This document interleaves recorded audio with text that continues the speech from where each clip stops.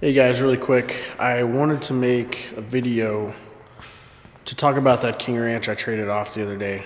I had some good feedback, good comments, and then I had some really negative comments. So I'm going to try to make this video really short.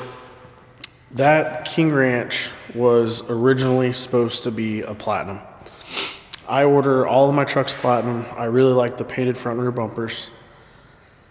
That truck was ordered, I'm going to say at least a year ago, probably longer than that. I waited and waited and waited on that truck, and it just never came. And so, talking to my dealer, who's a great dealer, he's a good guy, good buddy of mine, he said maybe we should lower the trim level and take some stuff off of it to see if maybe it'll come in quicker. And so I agreed to all this. He talked to me about it first before he did it. So we downgraded it, which to me a King Ranch is just as nice inside as the Platinum. But anyways, it's a different story. He downed it to the King Ranch, and I did not know at the time that he took the hitch and the bed liner out of it, but he did. I know that that truck did not have massaging seats, and it did not have the adjustable back part, which none of that really means much to me. I never used the massaging seats. I've maybe used it a couple times. But anyways, the truck came in. I asked if I could take it home. Of course, they really good local dealer. They always let me take the trucks home, try them out. Took it home. Came back to town. It's about a 30-40 minute drive. Next day I came back, and I was telling my wife, I was like, man, I'm really not sure about this truck. It just didn't feel right. But when it came down to it, it's really my fault at the end of the day. I should have backed out on the deal. I should have just not taken that truck. They could have made probably way more off of that truck, not selling it to me and selling it to somebody else. But I took the truck. One of the main reasons is they gave me so much for my trade. It was unreal. I traded a 2022 Super Duty in on it that was a platinum. It was the dark antimatter blue. It's a beautiful truck. And so I ended up with that King Ranch. I drove it about 1,000 miles, and then finally I texted my dealer and said, hey man, how do I fix this my view?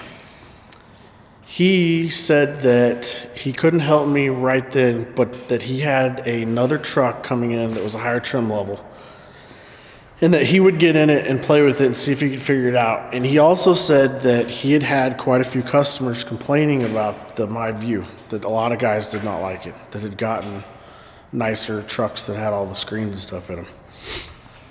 So I waited a while. Finally I heard back from him. He sent me a video, and I did all the stuff on it, and it actually worked. I was actually down south at our ranch, and it was a Friday afternoon. He called me, walked me through it. I watched the video, and it worked until Monday. I don't know why, but it all reverted back, and I was having to push the 4 buttons again.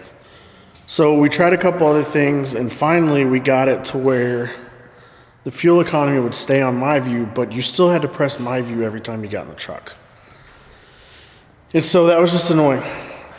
So a lot of stuff added up to me really not liking that truck. It didn't come in the way I usually order them. It didn't have the painted front and rear bumpers. I'm pretty picky about that. No hitch, no liner.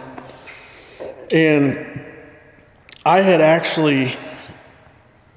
This is what's really crazy about the story. So I drove the truck maybe 2,500 miles, 2,200, and I just absolutely didn't like the truck. I didn't like it so much that I ended up parking it at my dad's house, at our home place in the barn. I swapped to my 2020, and I drove my 20 for probably 3 weeks. And it's funny how the world works, but 2 weekends ago, the weekend before I traded the truck off, I was in my 2020. I had the wife, my 3 kids, 2 dogs on the back. The 2020 is an F350 Lariat. I put a pronghorn on it. It is a long wheelbase, so it's got the big pronghorn on it. The truck only has 27,000 miles on it. That's all I use it for is farm stuff until I got that King Ranch that I didn't really like. And we had stopped in Childress, Texas to eat lunch. About 4 or 5 miles outside of town, I'm sitting there driving along 75, 76, whatever the speed limit, and the truck just starts shaking like crazy. It was shaking so hard that Casey, my wife, she slammed her hand down on the console and grabbed the you know what handle in the corner that the Super Duties have. And I told the kids to hang on. And I pulled off to the side of the road. We're on 287, so it's a lot of traffic. And I got the infamous death wobble. And I kind of knew that in the back of my head, so I let off the gas. I didn't slam on the brakes. And I basically just slowed down. I think maybe 40 to 45 miles an hour, it finally gave in and it quit wobbling. So drove on back to where I live. It did it one more time before we got home, but it was really minor. And I was only going about 60 something. So that Monday, I took the truck to the dealership, 7 a.m., had one of my guys come pick me up, give me a ride out to the barn, jumped back in the King Ranch, moved all my stuff back over to that truck. I drove it Tuesday and Wednesday, and then I believe it was Thursday morning, I got a phone call from a GMC dealer. And this GMC dealer, I had ordered a Denali from back in, I believe it was June, because I was so tired of waiting on that Super Duty to come in. And he calls me, and I thought he was going to tell me that the truck I had ordered had actually hit, you know, you want to come get it, do a trade, whatever. And come to find out, that's not the case. I did not know GMC allocates so many vehicles to each dealer. I didn't really quite understand that, or dealership.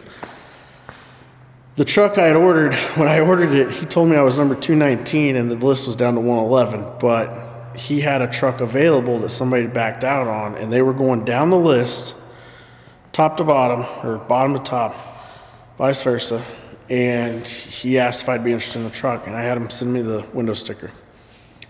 I immediately said to myself, this truck's not going to work because it's a 2500. I always order 3500 with a hitch, factory hitch, and the liner. I'm just really spoilt on that.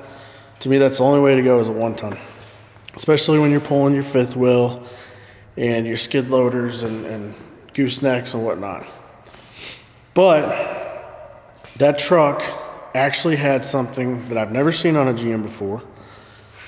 On the window sticker, it says HD 3500 frame, and also it says 12-inch axle, and also the leaf springs in the back. So it has the extra pack just like a 1-ton. And so I told him about my King Ranch, said that it only had 2,800 miles on it, and he's like, he went to his manager. They got back with me immediately with an offer. And the King Ranch, I actually made $1,500 on it. It actually brought $1,500 more than what I paid for it. And I'm sure they sold it for, there's no telling how much over MSRP. So that is the story behind the King Ranch. And I'm trying to make this not so dang long, but that's how the King Ranch came about. It wasn't just the gauge clusters, which really was the number one thing I hated. There was other stuff that I just didn't like about the truck. It wasn't for me. And at the end of the day, I already admitted it once, it was my fault. I should have never taken that truck. I should have waited for a Denali or another Ford to hit, 3 months, 6 months down the road. So yeah, that's where we're at now. I did trade for the Denali. Tonight, I am going to do a video of the Denali just like I did the Super Duty and compare apples to apples. I know I made a lot of Ford guys mad, but I've had the 7.3, the 6.0, the 6.4. The 6.4 was the nightmare, by the way, all the way up to the 6.7s. I think the 6.7 hit in 2011. I used to trade every other year, but the last probably 10 years I trade once every year. And the 6.7 is a beast. I mean, I'm a huge Ford guy. We run all Ford service pickups. The only GM I own is this Denali that I got because I just wasn't happy with the King Ranch. And I knew in the back of my head if I had waited for a Platinum, you're probably not going to see a Platinum available for a long time, even with these interest rates, just because it took Ford so long to release those dang trucks. So anyways, this is the supplement to that video. I'm going to call this part 3 because I have a part 2 coming out that I shot today. I hope I didn't make anybody mad, but I'm not going to apologize for that video. I really dislike that truck. I did try to fix it with the dealer. There was a lot of stuff that came on that truck that I didn't like. There was a lot of stuff that didn't come on that truck that I wanted. So that's it for me. Thanks.